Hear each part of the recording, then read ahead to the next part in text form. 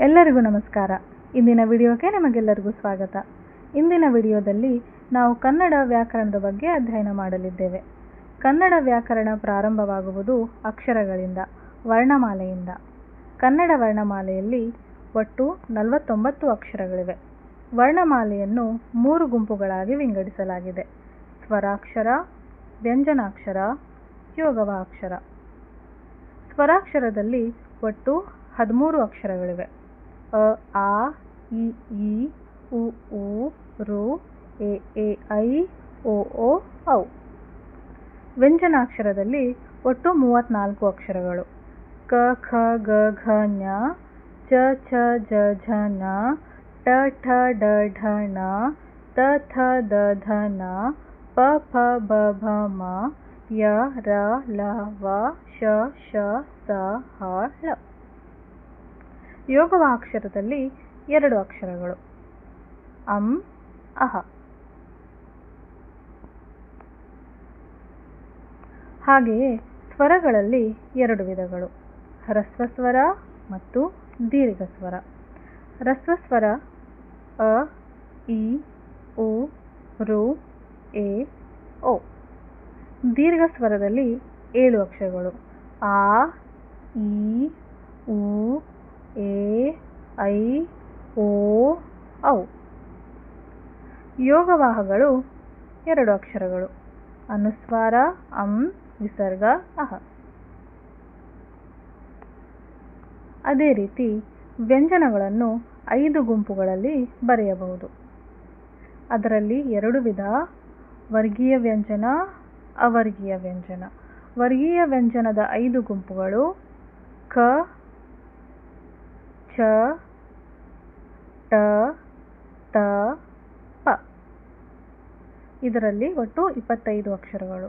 ಅದೇ ರೀತಿ ಅವರ್ಗೀಯ ವ್ಯಂಜನಗಳು 9 ಅಕ್ಷರಗಳನ್ನು ಒಳಗೊಂಡಿರುತ್ತದೆ: ಯ, ರ, ಲ, ವ, ಶ, ಶ, ಸ, ಹ, ಳ. ವರ್ಗೀಯ ವ್ಯಂಜನಗಳಲ್ಲಿ ಮತ್ತು 3 ವಿಧವಿದೆ: ಅಲ್ಪ ಪ್ರಾಣಾಕ್ಷರ, ಮಹಾಪ್ರಾಣಾಕ್ಷರ, ಅನುನಾಸಿಕಾಕ್ಷರ. ಅಲ್ಪ ಪ್ರಾಣಾಕ್ಷರ ಉದಾಹರಣೆಯನ್ನು ನೋಡಬಹುದು: ಕ, ಗ, ಚ, ಜ ಈ ರೀತಿ.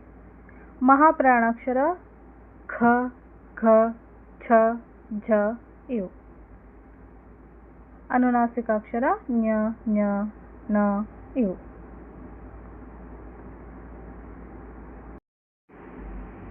ಗುಣಿತಾಕ್ಷರಗಳು. ವ್ಯಂಜನಗಳಿಗೆ ಸ್ವರಗಳು ಸೇರಿ ಆಗುವ ಅಕ್ಷರಗಳನ್ನು ಗುಣಿತಾಕ್ಷರಗಳು ಎನ್ನುವರು. ಉದಾಹರಣೆಗೆ ಕ ಅನ್ನುವುದು ವ್ಯಂಜನ, ಅ ಎನ್ನುವುದು ಸ್ವರ, ಕ ಮತ್ತು ಅ ಸೇರಿದಾಗ ಕ ಎನ್ನುವ ಅಕ್ಷರವಾಗುತ್ತದೆ. ಕ ಅನ್ನುವುದು ವ್ಯಂಜನ, ಉ ಎಂಬುದು ಸ್ವರ, ಕ ಪ್ಲಸ್ ಉ ಸೇರಿ ಕು ಆಗುತ್ತದೆ. ಕ ಪ್ಲಸ್ ಐ ಸೇರಿ ಕೈ ಮುಂತಾದ ಉದಾಹರಣೆಗಳನ್ನು ನೀವು ನೋಡಬಹುದು. ಇನ್ನೊಂದು ಉದಾಹರಣೆ: ಬಾಲಾರತಿ. ಇಲ್ಲಿನ ಅಕ್ಷರಗಳನ್ನು ಬಿಡಿಸಿ ಬರೆದಾಗ ಬ ಪ್ಲಸ್ ಆ, ಬಾ, ಲ ಪ್ಲಸ್ ಅ, ಲಾ, ರ ಪ್ಲಸ್ ಅ, ರ, ತ ಪ್ಲಸ್ ಇ, ತಿ.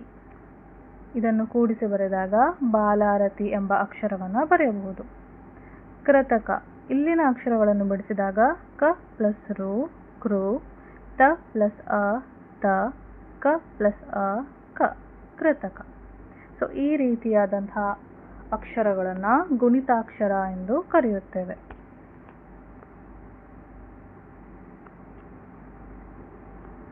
ಸಂಯುಕ್ತಾಕ್ಷರ. ವ್ಯಂಜನಕ್ಕೆ ವ್ಯಂಜನ ದ್ವಿತ್ವವಾಗಿ ಸೇರಿಕೊಂಡು ಸ್ವರದ ಸಹಾಯದಿಂದ ಉಂಟಾಗುವ ಅಕ್ಷರವನ್ನು ಸಂಯುಕ್ತಾಕ್ಷರ, ಒತ್ತಕ್ಷರ ಅಥವಾ ದ್ವಿತ್ವಾಕ್ಷರ ಎಂದು ಕರೆಯುವರು. ಸಂಯುಕ್ತಾಕ್ಷರಗಳಲ್ಲಿ 2 ವಿಧ: ಸಜಾತಿ ಸಂಯುಕ್ತಾಕ್ಷರ, ವಿಜಾತಿ ಸಂಯುಕ್ತಾಕ್ಷರ. ಒಂದೇ ಜಾತಿಯ 2 ವ್ಯಂಜನಗಳು ಸ್ವರದ ಸಹಾಯದಿಂದ ಒಂದಕ್ಕೊಂದು ಸೇರಿದರೆ ಸಜಾತಿಯ ಸಂಯುಕ್ತಾಕ್ಷರಗಳಾಗುತ್ತವೆ. ಉದಾಹರಣೆಗೆ ಹ, ಕ ಪ್ಲಸ್ ಕ ಪ್ಲಸ್ ಅ. ಕ ಮತ್ತು ಕ 2 ವ್ಯಂಜನಗಳು ಮತ್ತು ಅ ಎಂಬ ಸ್ವರ ಸೇರಿ ಕ ಗೆ ಕ ಒತ್ತಕ್ಷರ ಬಂದಿರುತ್ತದೆ. ಇದನ್ನು ನಾವು ಹಕ್ಕ ಎಂದು ಬರೆಯಬಹುದು. ಬೇರೆ ಬೇರೆ ಜಾತಿಯ 2 ಅಥವಾ ಹೆಚ್ಚು ವ್ಯಂಜನಗಳು ಒಂದಕ್ಕೊಂದು ಕೂಡಿಕೊಂಡು ಉಂಟಾಗುವ ಅಕ್ಷರವನ್ನು ವಿಜಾತೀಯ ಸಂಯುಕ್ತಾಕ್ಷರ ಎಂದು ಕರೆಯುತ್ತೇವೆ. ಉದಾಹರಣೆಗೆ ರ, ಕ ಪ್ಲಸ್ ತ ಪ್ಲಸ್ ಅ. ಕ ವ್ಯಂಜನ, ತ ವ್ಯಂಜನ ಮತ್ತು ಅ ಎಂಬ ಸ್ವರ ಸೇರಿದಾಗ ತ ಎಂಬ ಒತ್ತಕ್ಷರ ಉಂಟಾಗುತ್ತದೆ. ಇದು ವಿಜಾತಿ ಸಂಯುಕ್ತಾಕ್ಷರಕ್ಕೆ ಉದಾಹರಣೆ. ಇದೇ ರೀತಿ ರಾಷ್ಟ್ರ, ಪ್ರಶಸ್ತಿ ಮುಂತಾದ ಒಂದಕ್ಕಿಂತ ಹೆಚ್ಚು ಸಂಯುಕ್ತಾಕ್ಷರಗಳನ್ನು ಬಳಸಿಕೊಂಡು ಕೂಡ ನಾವು ವಿಜಾತೀಯ ಸಂಯುಕ್ತಾಕ್ಷರವನ್ನು ಬರೆಯಬಹುದು.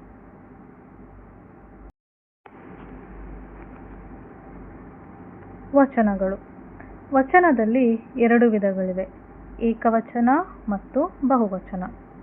ಒಂದು ವಸ್ತುವನ್ನು ಸೂಚಿಸುವ ಶಬ್ದಗಳೇ ಏಕವಚನ. ಒಂದಕ್ಕಿಂತ ಹೆಚ್ಚು ವಸ್ತುಗಳನ್ನು ಸೂಚಿಸುವ ಶಬ್ದಗಳನ್ನು ಬಹುವಚನ ಎಂದು ಕರೆಯುತ್ತಾರೆ.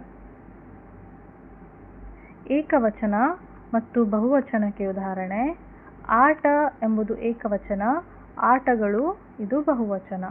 ಮಗು ಎಂಬುದು ಏಕವಚನ, ಮಕ್ಕಳು ಎಂಬುದು ಅದರ ಬಹುವಚನ. ಮನೆ, ಮನೆಗಳು, ಹಸು, ಹಸುಗಳು. ಲಿಂಗಗಳು. ಕನ್ನಡ ಭಾಷೆಯಲ್ಲಿ ಮುಖ್ಯವಾಗಿ 3 ಪ್ರಕಾರದ ಲಿಂಗಗಳಿವೆ: ಪುಲ್ಲಿಂಗ, ಸ್ತ್ರೀಲಿಂಗ, ನಪುಂಸಕಲಿಂಗ.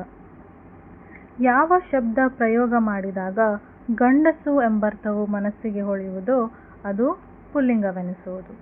ಉದಾಹರಣೆಗೆ ಮುದುಕ, ಚಿಕ್ಕಪ್ಪ, ಶಂಕರ, ಅರಸು, ಅಣ್ಣ ಮುಂತಾದವು. ನಮ್ಮ ಭಾವನೆಗೆ ಹೆಂಗಸು ಎಂಬ ಅರ್ಥವು ಹೊಳೆದರೆ ಅದು ಸ್ತ್ರೀಲಿಂಗವೆನಿಸುವುದು. ಉದಾಹರಣೆಗೆ ಮುದುಕಿ, ಚಿಕ್ಕಮ್ಮ, ಸರೋಜ, ರಾಣಿ ಮುಂತಾದವು. ನಪುಂಸಕಲಿಂಗ. ಯಾವ ಶಬ್ದವನ್ನು ಪ್ರಯೋಗ ಮಾಡಿದಾಗ ಹೆಂಗಸು ಅಥವಾ ಗಂಡಸು ಎರಡೂ ಅಲ್ಲದ ಅರ್ಥವು ಮನಸ್ಸಿಗೆ ಹೊಳೆಯುವುದೋ ಅದು ನಪುಂಸಕಲಿಂಗ ಎನಿಸುವುದು. ಉದಾಹರಣೆಗೆ ಮನೆ, ನೆಲ, ಬೆಂಕಿ, ಗದ್ದೆ, ತೋಟ, ಮಗು, ನವಿಲು ಇವು. ಇದರಲ್ಲಿ ಗಂಡಸು ಅಥವಾ ಹೆಂಗಸು ಎಂಬ ಅರ್ಥ ನಮಗೆ ಗೊತ್ತಾಗುವುದಿಲ್ಲ.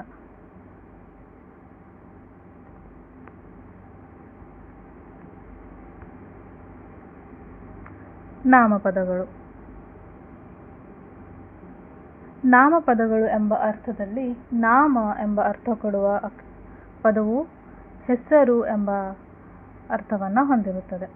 ಈ ನಾಮಪದಗಳಲ್ಲಿ 3 ವಿಧ: ರೂಢನಾಮ, ಅಂಕಿತನಾಮ, ಅನ್ವರ್ಥನಾಮ.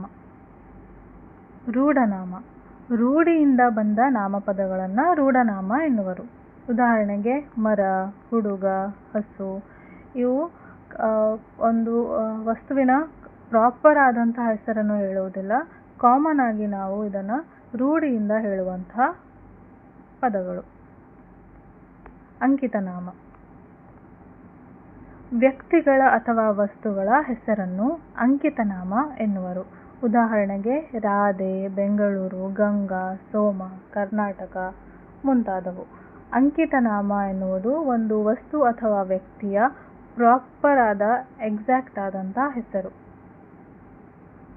ಅನ್ವರ್ಥನಾಮ. ಅರ್ಥಕ್ಕೆ ಅನುಗುಣವಾದ ಹೆಸರುಗಳನ್ನು ಅನ್ವರ್ಥನಾಮ ಎನ್ನುವರು. ಉದಾಹರಣೆಗೆ ಪಾಠಕ, ರೋಗಿ, ದೈವಿ, ವೈದ್ಯ. ಅವರಿಗೆ ಇರುವಂತಹ ಆಕ್ಯುಪೇಷನ್ ಆಗಿರಬಹುದು. ಒಂದು ವಸ್ತುವಿನ ಅಥವಾ ವ್ಯಕ್ತಿಯ ಗುಣಗಳಾಗಿರ್ಬೋದು, ಅದರ ಅರ್ಥಕ್ಕೆ ಅನುಗುಣವಾಗಿರುವಂತಹ ಹೆಸರನ್ನು ನಾವು ಅನ್ವರ್ಥನಾಮ ಎಂದು ಕರೆಯುತ್ತೇವೆ.